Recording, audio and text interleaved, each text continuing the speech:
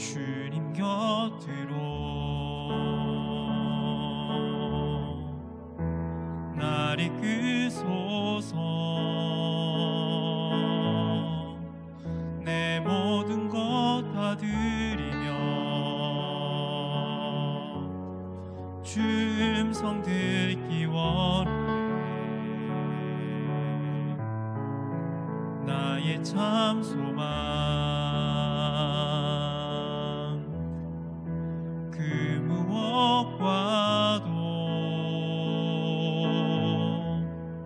바꿀 수 없는 주 사랑, 그 품 안에 난 길이 주님의 길로 인도하소서.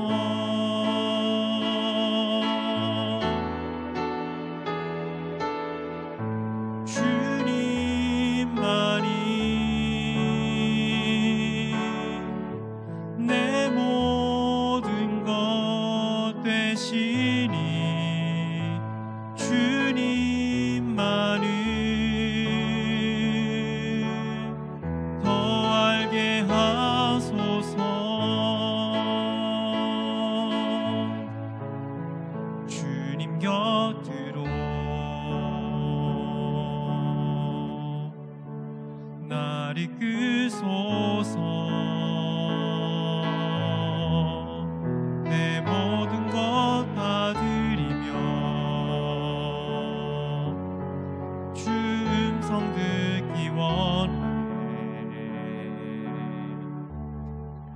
주님의 길로 인도하소서.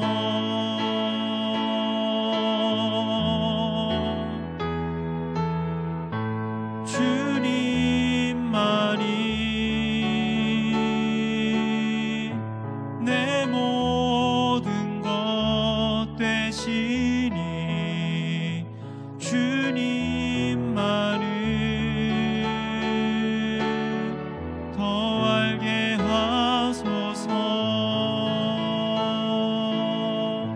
주님만이 내 모든 것 되시니 주님만을 더 알게 하소서.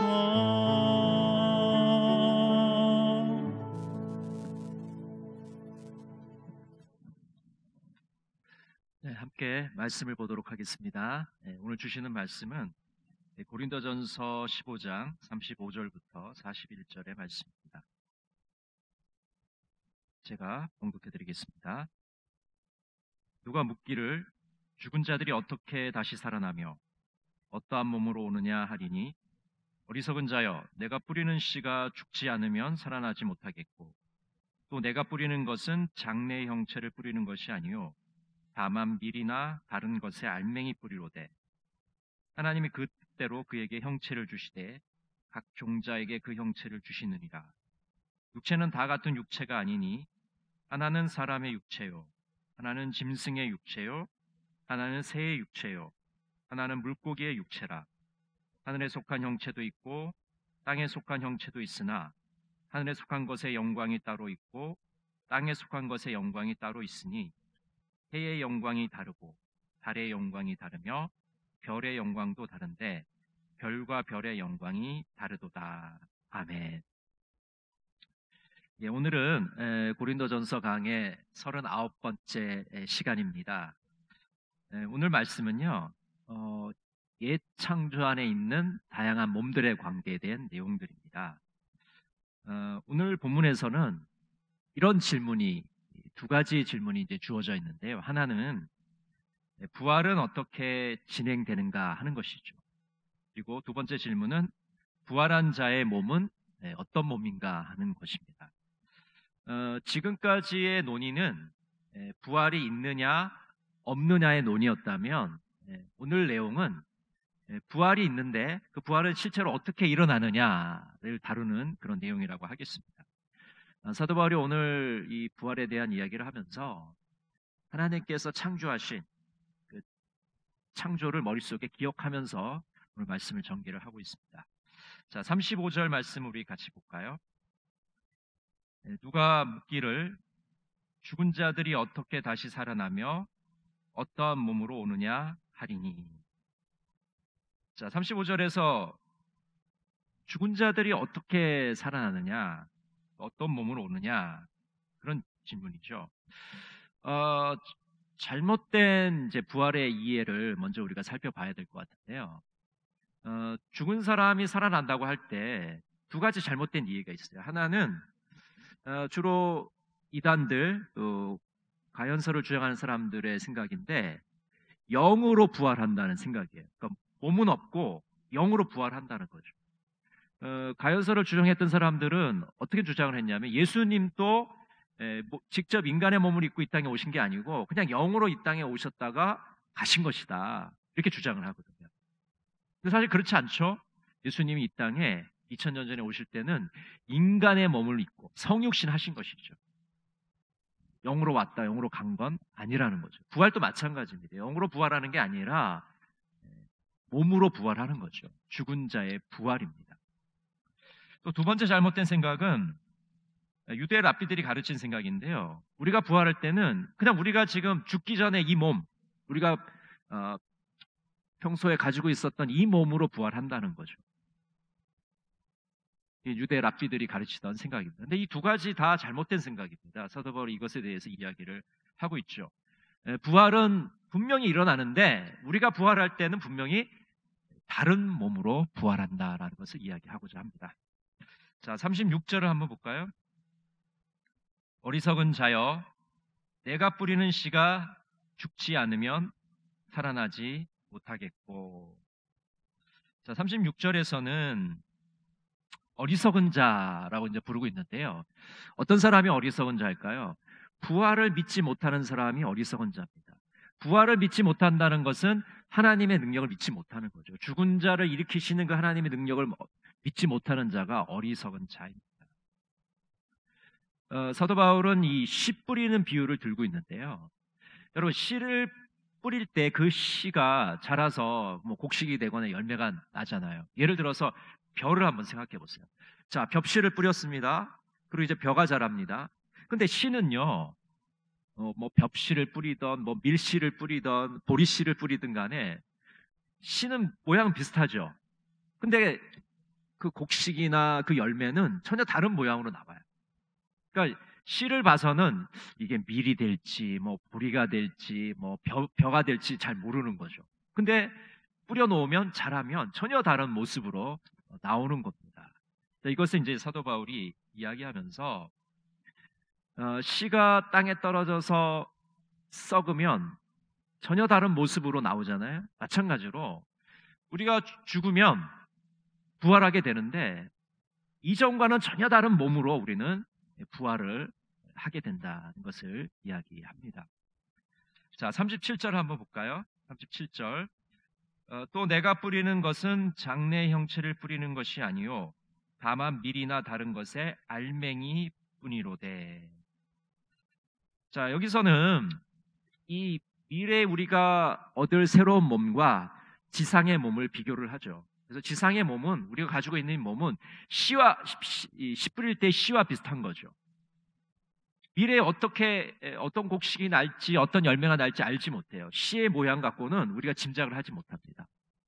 그런데 부활을 하게 되면 전혀 다른 새로운 모습으로 미래의 형체를 우리가 가지게 되죠. 그래서 오늘 성경에서는 37절에서는 장래 형체라고 이야기를 하고 있습니다. 장래 형체. 이 장래 형체는 우리가 부활해서 새롭게 입을 몸을 의미를 하는 겁니다. 그럼 우리 지상의 인간은요, 우리가 이 몸을 입고 있잖아요. 태어날 때부터 자연스럽게 이 몸을 입고 있는데 이것은 불완전하고 영구적인 몸은 아니에요. 우리가 살아있는 동안에만 이 몸을 가지고 살아가는 거죠. 근데 죽은 다음에는 이제 부활할 때는 새로운 몸을 하나님이 우리에게 주신다고 말씀을 하고 있습니다. 그래서 예전에는 기독교에서 화장을 많이 안 했죠. 왜냐하면 이 몸을 불태워버리면 나중에 부활할 때 어떻게 하느냐, 이제 그런 이야기들이 많이 있었는데, 그것은 성경을 제대로 이해하지 못한 것이죠. 이 몸으로 부활할 거 아니기 때문에 이 몸을 뭐 태우든 묻든 아무 상관이 없어요. 장래의 방식에 아무 의미가 없습니다. 왜냐하면 우리가 부활하는 것은 새로운 몸으로, 하나님이 주시는 그 신비한 몸으로 부활할 것이기 때문에 그렇습니다. 자, 38절 한번 보겠습니다. 하나님이 그 뜻대로 그에게 형체를 주시되 각 종자에게 그 형체를 주시느니라.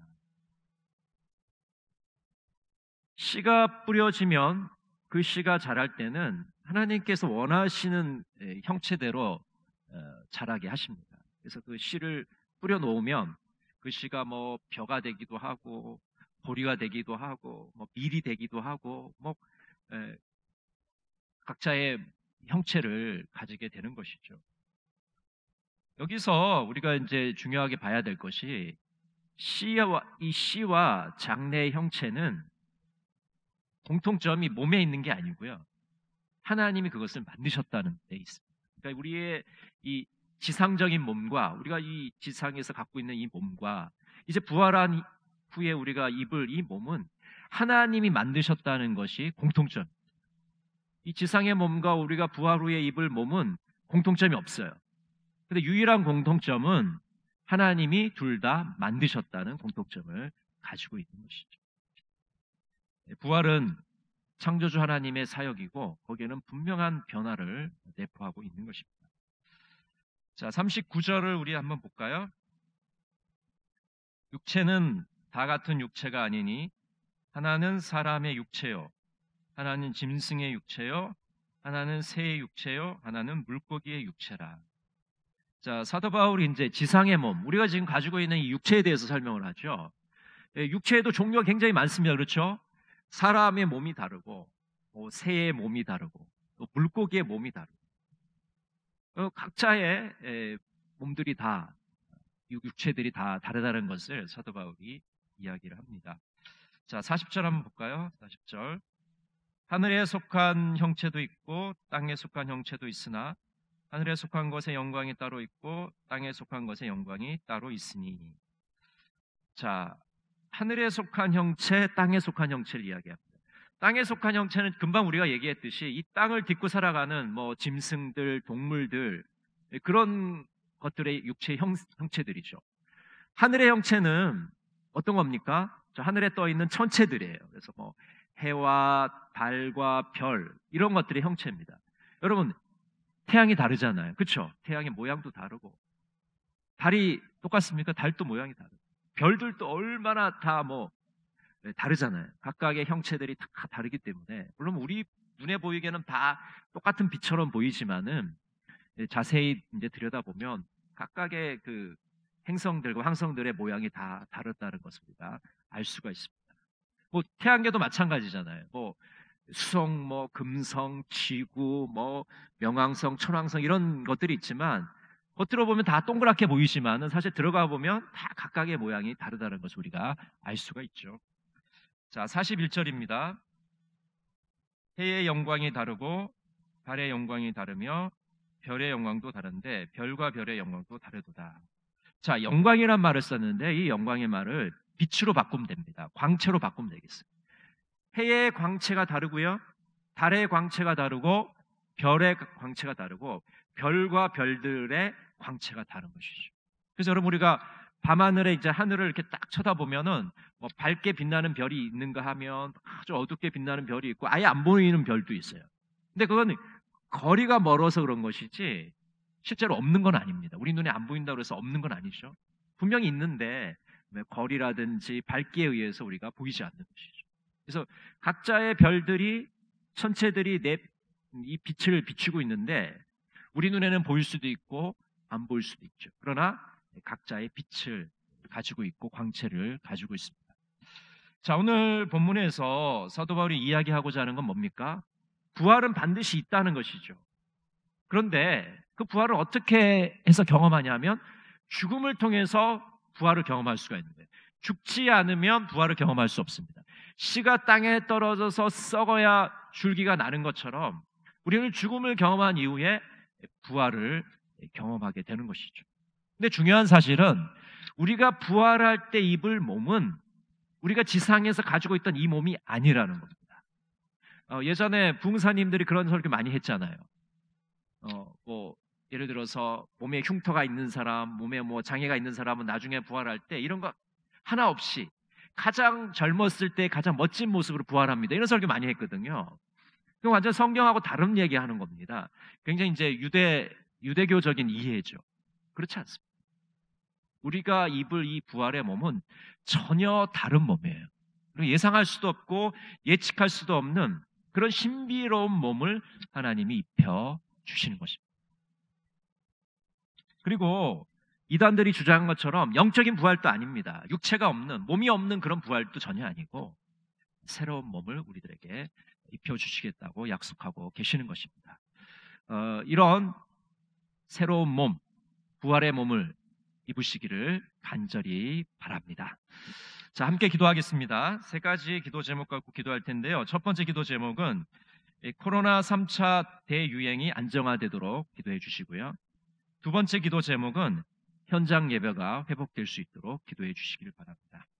또 이제 12월 얼마 남지 않았죠. 한 해를 잘 마무리할 수 있도록, 그리고 새해를 준비할 수 있는 시간들이 되게 해달라고 우리 한 목소리로 같이 한번 기도하도록 하겠습니다. 기도하겠습니다. 사랑의 하나님 아버지, 은혜를 감사합니다. 수요일 저희를 불러주시고 또 이 시간 기억하게 해주심을 감사합니다. 아버지, 우리의 몸은 서로 떨어져 있지만 아버지 같은 공간에 있지 않지만 각자의 처소에서 각자의 삶의 현장에서 이 시간을 기억하게 하시고 함께 기도할 수 있는 은혜 주심을 감사드립니다. 코로나 3차 대유행 가운데 있습니다. 날로 아버지 안에 코로나가 확산 가운데 있습니다. 아버지, 언제 정점을 찍을지 저희는 알 수가 없습니다. 그러나 아버지 하나님, 이제 코로나가 안정화될 수 있도록 주님 인도해 주시고 더 이상 아버지 하나님 이 일로 인해서 어려움을 겪는 이들이 없도록 주님 능력의 팔로 보호해 주시기를 원합니다. 우리 성도들을 지켜주시기를 원합니다. 우리 가정들을 지켜주시기를 원합니다. 주님의 날개 그늘 아래 피할 수 있도록 주님 이 어려운 시기들을 잘 이겨나갈 수 있도록 굳센 믿음을 허락하여 주시옵소서. 현장 예배가 회복되기를 원합니다. 아버지, 저희들이 온라인으로 예배 드리는 것뿐만 아니라 함께 모여 예배 드릴 수 있는 그날이 빨리 올 수 있도록 주님께서 크신 은혜를 내려주시기를 간절히 원합니다. 이제 2020년도 저물고 있습니다. 아버지 하나님, 얼마 남지 않는 이 시간 가운데 한 해를 잘 정리할 수 있도록 해주시옵소서. 아버지, 지나온 삶을 저희들 되돌아보면서 하나님께서 1년 동안 얼마나 많은 은혜를 베풀어 주셨는지, 그 어려움 가운데도 우리를 어떻게 인도해 주셨는지를 아버지 정리하는 시간들이 되게 하시고 잘 마무리할 수 있는 시간 되게 해주시옵소서. 아버지, 밝아오는 신축년 2021년에 하나님이 주신 그 사랑과 은혜를 다시 한번 기도하며 아버지, 절망 가운데서 희망을 보게 하시고 어려운 가운데서도 하나님의 인도하심과 하나님의 동행하심을 기억하면서 저희들 새로운 용기를 낼 수 있도록 인도하여 주시옵소서. 아버지 하나님, 이 12월 달 우리에게 마지막 주신 이 시간들을 정말 귀하게 보낼 수 있는 시간들이 될 수 있도록 주님 친히 인도해 주시고 함께하여 주시옵소서. 주님 붙잡아 주시옵소서.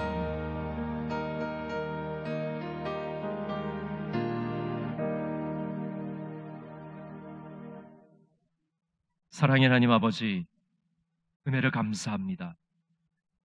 코로나의 위협 속에서도 저희들을 지켜주시고 보호해 주심을 감사드립니다. 이제 12월이 얼마 남지 않았습니다.